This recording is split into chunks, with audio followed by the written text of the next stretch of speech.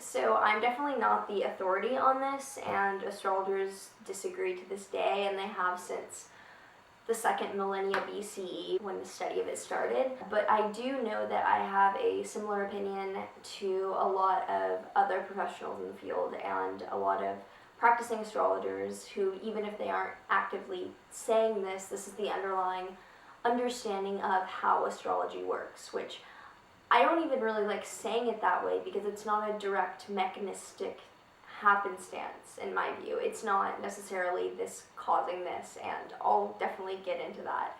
Because the major difference between two schools of thought in terms of astrology that many people don't understand is that you can view astrology as one, as signs of things that are happening or will happen, or causes of things that are happening or will happen. And within that, there's the ideas of both being totally deterministic and partially deterministic, like the planets compelling but not inclining, or totally making everything happen either by signaling or causing it.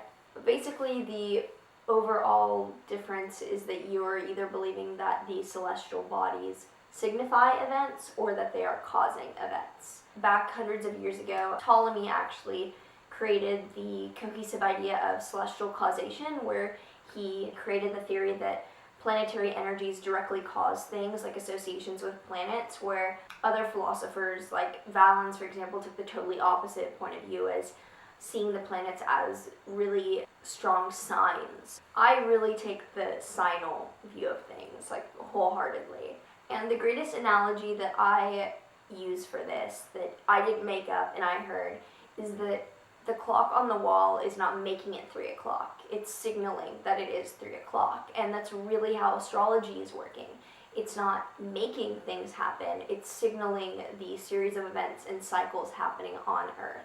Because it's a tool that shows us what archetypal energies are at play, what themes are rising, what cycles are we a part of right now and in the larger whole of time. And within this sign-based view, there's also the question of whether what astrology is demonstrating is kind of open to negotiation and that you can play with that, or if it's literally indicating your fate. And I could go off on so many tangents here. I'm not even going to go there, but overall, this sign-based view is similar to the thought of how tarot cards work, if you're familiar with those. So they're used as a divinatory tool to inquire into the universe and to give insights into the mechanisms or happenings at hand. And I tend to think that just the fact that these methods are possible, like you can use astrology and tarot to inquire, kind of indicates that there is complete determinism, given the fact that we are able to see directly into a specific scenario.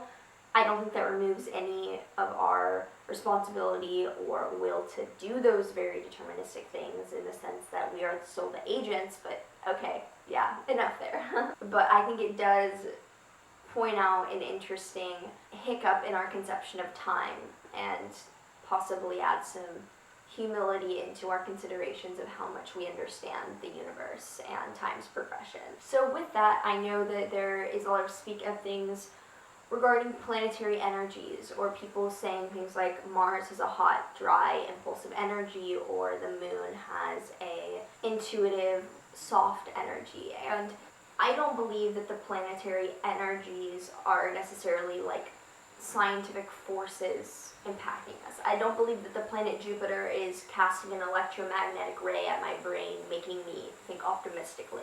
I don't believe that Venus is casting a ray that is suddenly making you fall in love with someone. So these things aren't making us, these things aren't like compelling us to do anything. They are signaling things are happening or going to happen. They allow us to have this interplay with time we really honestly shouldn't be able to, but somehow we do. And that's why I'm sympathetic to skeptics who automatically dismiss astrology, because it turns your understanding of free will and causality and linear time on its head, and that's really difficult for people to psychologically consider. So there's so many more implications to the study of astrology that a sun sign column in the newspaper can't touch on, like philosophical questions like these. So when astrologers, or even just normal people, say things like, this eclipse is hitting me hard, or I feel my Saturn return coming, they generally don't mean that they actually think that a planet is striking them, or that they are feeling the literal magnetic energy of the planet making them do something. And at least that's not what I mean when I say, like, when I speak about transits. I'm not saying that they're making me feel an emotion or literally bringing a circumstance with their own power. What I mean, and what most astrologers mean when they talk about energy, is that it's demonstrating what a transit symbolizes and that they resonate with what that is lining up as. The symbolism is really playing out in what's happening to and for and around them. And that's why whenever I speak about astrology, I'll try to say things like Mercury square Mars is demonstrating a tendency towards harsh words, not Mercury square Mars brings harsh words or harsh language. It's a really slight difference, but I think that it goes a long way into having a greater understanding of how we consider this study, because in such a topic that we understand that it works, but not how or the particulars in the systemic whole of it, using more abstract, less direct language such as this is causing this, does give us, I think, more authentic alignment with what's actually happening and how we consider astrology to play out. And so also, like, in consultations, I won't say, oh, your Moon-Jupiter conjunction is making you have an awesome relationship with your mother. I'll say something to the effect of, I see you have a really tight Moon-Jupiter conjunction. Do you have a great relationship with your mother? I know some astrologers definitely do believe things like Saturn is sending a ray and that's what's actually influencing us.